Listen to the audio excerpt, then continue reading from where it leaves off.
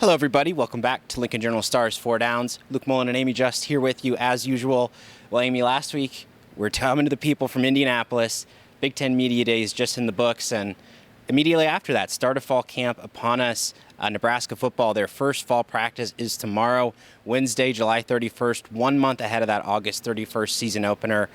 Today, head coach Matt Rhule, the coordinators from the coaching staff, and several players got the chance to hear from them just about the excitement, their emotions as they head into fall camp. And a key thing that they're bringing back this year, they're heading back to the dorms. Yeah, they're going to be there again for about 10 days or so. They move in today. Just kind of getting ready for camp. You work on that brotherhood, building your bonds, though not a whole lot of new faces, not a whole lot of guys left either. So just building that core or expanding upon the core relationships that they built last year will be good. No college football 25, so we'll see how that goes over. Yeah, trying to stay all business in the dorms there. And, some of the players talking about the benefits, why they found that beneficial last year, just kind of like in building togetherness. It's, of course, a key concept. Everybody's together there. But Javen Wright was saying, it's really an opportunity for you to just focus mentally, after every day, think back about what you've done well, what you need to do well tomorrow. So really, keeping the team focused, all on that same page, again, as they move into the dorms for this first stretch of fall camp before classes officially start. There will be students staying in those dorms, so they'll have to get out at some point there. But we heard from head coach Matt Rhule, and we've heard from him recently as well. He was able to share a couple brief injury updates, stuff we were not aware of recently, and mainly their Tristan Albano, starting kicker for the team, returning back this year, expected to be in that same key role, and he will not be healthy for the start of fall camp. Kind of a nagging groin injury, had a little bit of off-season work to address that, and right now he's still kicking. He's recovering, as Ed Foley said, but they're looking forward to get him back maybe 2 weeks or so and really have him at full strength there. Yeah, and one of the things that Ed Foley said that I thought was really vital to know is that they've been aware of this since June. If this was a issue that cropped up when he reported back today, then maybe it would be a different story, right? So, but yeah, no worries there for him. Should not affect the end of camp for him and the start of the season, which is a good thing. Yep, and some of the other guys that are coming back, they're expecting to get back here, but some of the others not available for start of fall camp. Brody Tagaloa, he's one of them. Defensive guy, they'll look to get him back. But for the most part, a lot of the different injuries that we knew before already knew. Bly Hill, he'll take a little bit of time. Turner Corcoran working back as well. So those were the updates and a little bit of a big picture, a little bit of bonus that we need to talk about here. Matt Rhule, the 105 roster limit, this was a big topic there at Big Ten Media Days. Officially we got some clarity on that situation, from the legal system in this past week. And Rhule, he's very smart, I think, about how he addresses these situations. He's going, I'm not going to worry about that number until something specifically comes down. Nebraska has a very big roster. They pack, 100, 150, people onto this practice field, all these fields over here. And with that concept, 105 roster limit in the future, that's something that they might have to work towards. But Rhule, I thought it was very nice today, very important for him to say that Nebraska, historical walk-on program, he wants to keep that walk-on program in the future. Yeah, and there's a lot of questions with it too, right? Because with the 105 roster limit, some teams could offer 105 scholarships. You have to evaluate what's your philosophy on that. Like, how many scholarships do you want to offer? How many walk-on spots do you want? But also, does that 105 include injured guys? Like, for example, Matt Rhule was talking about Dimitri Spell. He's out for the year. Will he count against that 105? So there's still a lot of things that need to be figured out as we transition to that, but thankfully not a problem for us right now. Yep, big roster for this season. No problems with that for Nebraska football. As we continue this jam-packed 4 Downs, we got a lot of information coming at you today. And of course, this was going to be a big topic, whether they talked in front of the media today or not. The quarterbacks, this quarterback competition as they head into the fall. Heinrich Harburg, Dylan Raiola, Daniel Kalen, the NAIA transfer, Jalen Gramstad, all these guys, competing for those different roles in the quarterback room. And, naturally, of course, a lot of the attention today was towards Dylan Raiola, talking to Matt Rhule, Marcus Satterfield, his teammates.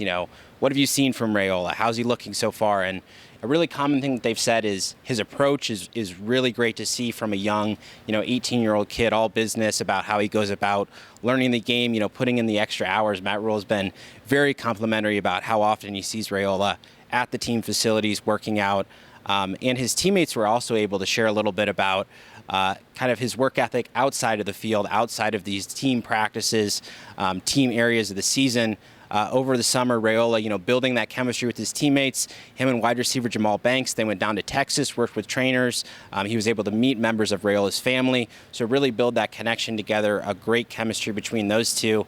And as well, offensive lineman Teddy Prohaska said that Raiola, he gathered together a group of veteran offensive linemen, took them out to Isles Pub for some pizza, and this was, I thought, great from Prohaska. He said they ran up the bill, and Raiola took care of it, so that's a leader there taking care of his linemen. Yeah, I mean, you have to, right? You have to. And he may be 18, but it's a veteran move from Dylan there. Another thing that I thought was really interesting, didn't get talked about much today, but just like how involved Dylan has been in recruiting, just leaving it all out there, welcoming people for people's officials. And I don't know. He may be 18, but he's definitely acting like a guy who's been there before. Yes, very, very mature approach to all of the different aspects of being a starting quarterback, being a leader as he aspires to be on this Nebraska football team. But Heinrich Haarberg, don't rule him out of the equation yet. Returning guy, and Matt Rhule talking about a little bit how he's challenged Haarberg, to master the offense. I think that's the key thing. Have it become unconscious is the thing he said. Those quick reads for him out there. So again, look for this competition, this discussion, of course, to continue over the next few weeks, if and when until Nebraska does name its starting quarterback for the season. But a big key aspect. We spent a lot of time talking to players today. Had a great opportunity. We had several different stations set up here on the Hawks practice field to talk with different players, offense, defense, skill position linemen. I mean, we got the whole gamut, right? Just other than quarterbacks. Absolutely. Quarterbacks are later this week. Yep, absolutely. But great opportunity to see the players from different aspects of the team, and already was, telling some of the stories that they've said. But I mean, Jamal Banks, he's talking about how from day one, him and Raiola, they were coming in and working together, but he took it on his own shoulders to be a leader. That wasn't something that the Nebraska coaching staff was like, hey, Jamal, you gotta get these guys there on time. I mean, that was something that he wanted to do.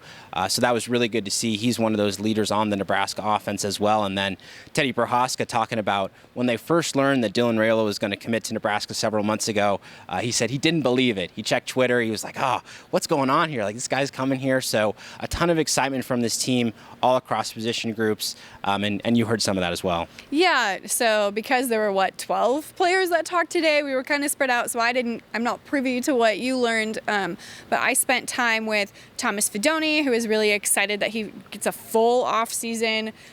He's really just wants to, perfect his craft as all competitive people do. But he talked a lot about blocking today, which I thought was really fascinating, trying to get better at that so he can take that next step to potentially make it to the league one day.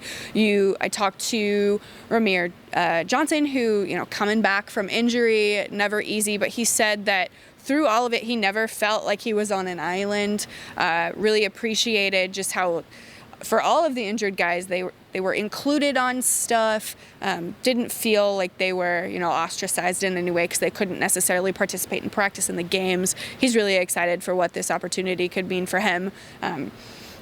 He thinks his skill set, since it's just so, he has so many different facets of his game that he can incorporate. So how does that make him stand out? How does that make him better than his teammates? I guess that remains to be seen. Another running back we talked to today, Emmett Johnson, not related, by the way, just a fun little quirk there. But Emmett, was talking a lot about how he has honed his just his sense of self. So he's been doing a lot of meditating. He truly believes in manifestation, and he's manifesting that he's going to be the number one back, which as any competitive kid should do, right? So I just think that those were some of the things that I heard from those guys as to what we could see from them this fall. And I'm sure folks out there are saying, hey, Emmett, manifest 6 wins. And certainly that's been a topic for this team. They all know the veterans, some of these guys they're talking to, John Bullock, Ramir Johnson. Making a bowl game, it's something that they've been striving towards for several seasons, and very much so on their minds right now at the start of fall camp. Again, fall practice begins tomorrow, 1 month out from that season opener, and we'll be with you throughout the entire fall, talking to players and coaches. More updates to come for you at journalstar.com. That'll do it for today's Four Downs. We'll see you later this week.